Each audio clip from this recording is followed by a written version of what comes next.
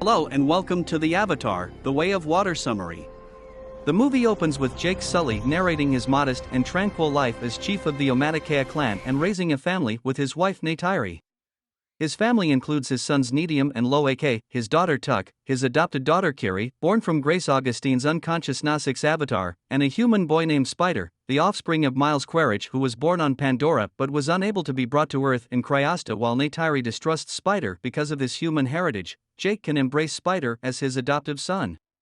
However, Spider and the other kids interact and get along well with one another. Spider is more drawn to Nasik's culture and traditions than his human background. They go about their daily lives as usual until they suddenly spot an unusual star in the night sky. They are shocked to learn that it is an RDA spaceship carrying people who are colonizing Pandora and building a new main operations base, significantly harming Pandora in the process. Colonel Quaritch, who has been cloned into a Nasik's body and has had his memories from before his death uploaded, is one of the newcomers in the ship.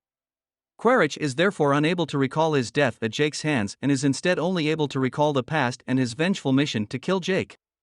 Jake directs a systematic guerrilla operation against the RDA supply lines, weakening them, to stop the RDA from abusing Pandora once more. Loak, who disobeys Nedium and is anxious to demonstrate his prowess as a Nasik's warrior, tries to aid Jake in fight during one of the operations but is injured. Jake saves him and teaches him not to put his own safety in peril by acting recklessly. That evening, as Jake was attending to his wounds, Neytiri gently reminded him not to be too harsh on Loak. Jake responded by expressing his concern as a parent for the security of his kids. Quaritch, who is upset over the retaliatory attack on the RDA supply lines, launches a quest to find Jake and kill him. Jake's kids journey deeper into the rainforest on a joyful expedition with Spider. They are unaware that Quaritch and his team are nearby, exploring the location where Quaritch finds his human remains. They are present, and a perceptive Loak observes and promptly alerts Jake.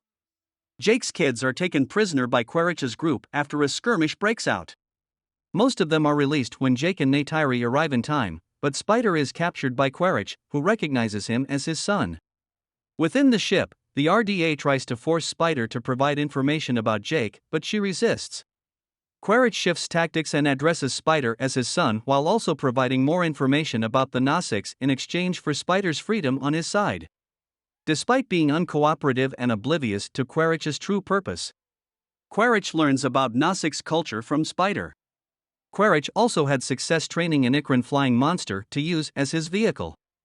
Jake persuades a reluctant Neytiri and his family to disassociate themselves from the Omaticaya clan and relocate to the eastern seaboard of Metkayina, a coral reef island whose clan and way of life are tailored to Pandora's aquatic habitat, in order to protect their safety from the threat that Spider's knowledge of their whereabouts poses as well as to prevent another catastrophe. Jake abdicates as chieftain to his successor and departs for Metkayina with his family. When they arrive, they are welcomed by the clan's chief Tanawari and his wife Ronald, who at first have their doubts about them. Jake, though, explains their predicament, and it is decided to let them stay and provide shelter. Jake and his family are mocked by certain tribesmen because of their genetic human heritage, but as they learn the traditions of the reef people, they gain the respect of the tribe. While Loak makes friends with Syria, the daughter of clan leader Tanawari and his wife Ronald, Kiri is enamored with the underwater life of Metkayina and forms a spiritual relationship with the sea and its species. In the process of adjusting to their new surroundings, Loak fights with Syria's brother Aonon after the latter makes a harsh remark about Kiri and him because of their mixed human ancestry. Jake corrects his son's behavior. Loak returns to apologize to Aonon and his pals on Jake's persuasion. However, they seduce him into traveling into the Akula's domain, a hazardous sea predator, and abandon him there as payback. In an attempt to harm Loak, the Akula. But Payokan, a Tulkan, a peaceful and intelligent type of cetacean whom the Metkayina regard as their spiritual family, saves Loak and becomes his companion.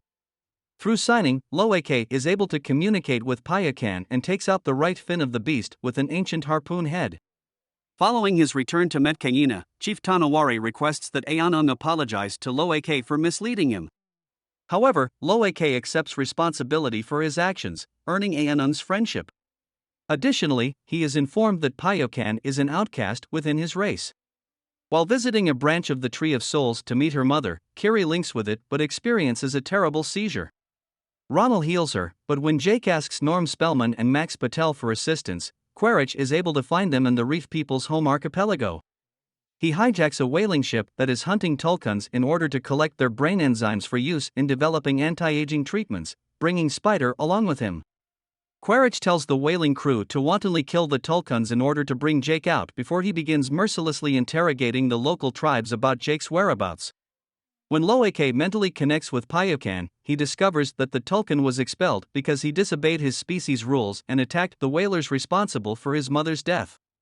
When the Metkayina hear about the tulkun killings, Loeke and his siblings Tsyria and Aonung leave to warn Pyukan. They discover Loeke, Kiri, and Tuk being held captive by Quaritch, and Pyukan being pursued by the whalers.